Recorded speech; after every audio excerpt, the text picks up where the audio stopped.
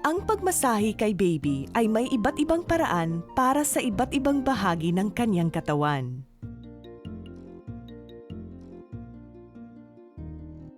Bago simulan ang pagmasahe, tiyakin na may malambot na mahihigaan si baby, tulad ng kumot.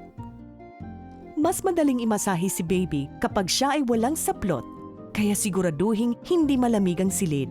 Tiyakin rin na nakaupo ka ng komportable. Maaari ka ring magpatugtog ng nakaka-relax na music. Para magsimula, maglagay ng konting oil sa inyong palad at ibahid ng mabuti upang uminit ang oil. Mas masasarapan si baby nito. Tandaan na walang patakaran ang magawa ng infant massage. Ang mahalaga ay malaman kung ano ang pinakagustong pamamaraan ni baby.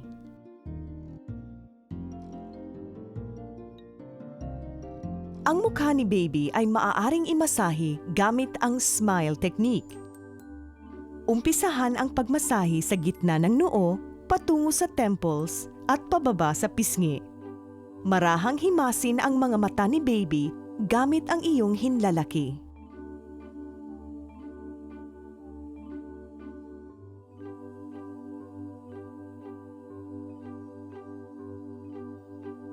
Ipagdikit ang mga hinlalaki at himasin ang ilong, matapos ay himasin palabas ang mga pisngi.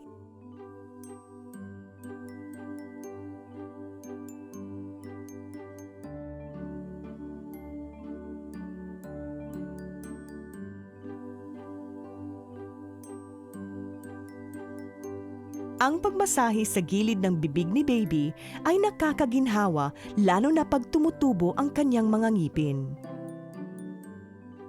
Marahang imasahe ang panga ni baby at ang likod ng kanyang mga tenga.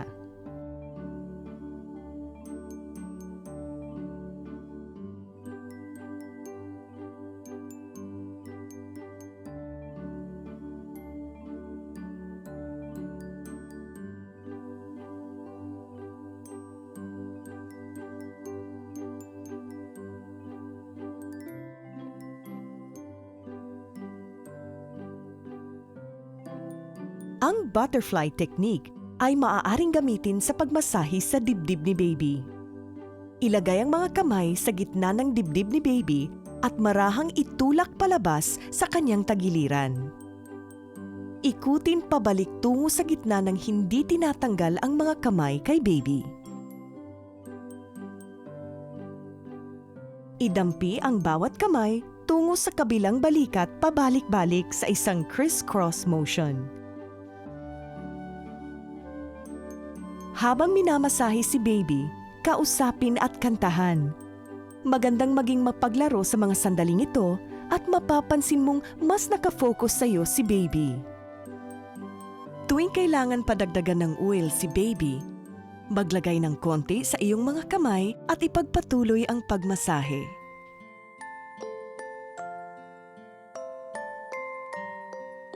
Ang isang paraan ng pagmasahe sa tiyan ni baby ay ang I love you technique. Ito ay ginagamitan ng tatlong bahagi ng paghimas. Ito ay nakakatulong rin sa pagtunaw ng pagkain ni baby.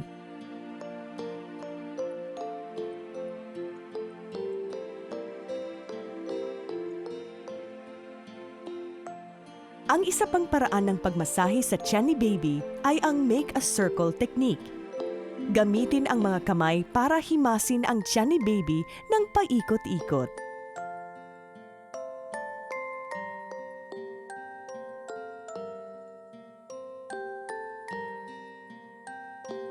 Hindi lamang nag-e-enjoy si baby sa pagmamasahe ng tiyan.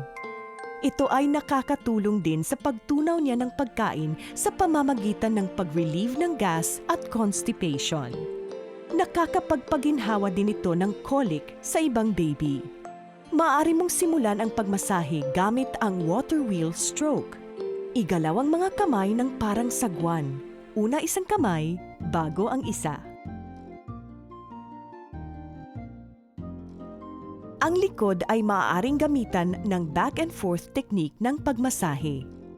Himasin ng pahalang ang likod ni baby ng pabalik-balik. Habang ginagawa ito, ay ipagdikit ang mga kamay at marahang himasin ng pataas-baba ang likod ni baby.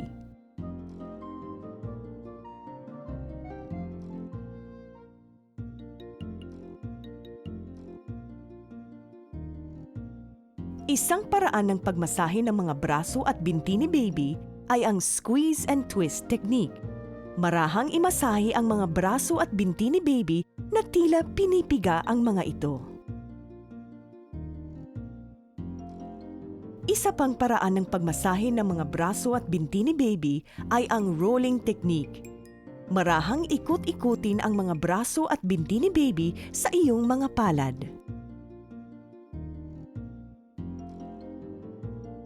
Maaari ring imasahe ang mga braso at binti ni baby gamit ang milking technique. Pareho ang paghimas sa mga braso at binti, ngunit isa-isa itong hihimasin. Maaaring simulan ang pagmasahe sa binti mula sa bewang hanggang sa bukong-bukong.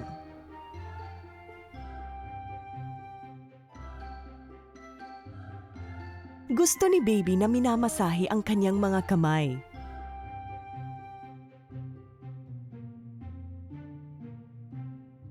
Buksan ang mga palad ni baby at marahang ikut-ikutin ang mga daliri nito ng paisa-isa. Himasin ang mga palad at likod ng mga kamay ng pataas tungo sa mga daliri.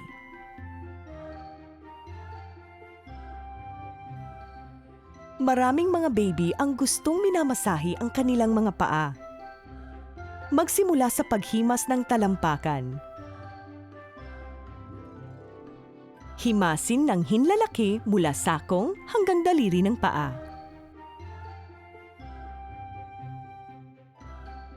Isa-isang pisilin ang mga daliri ng paa ni baby. Himasin ng hinlalaki ang itaas ng paa ni baby.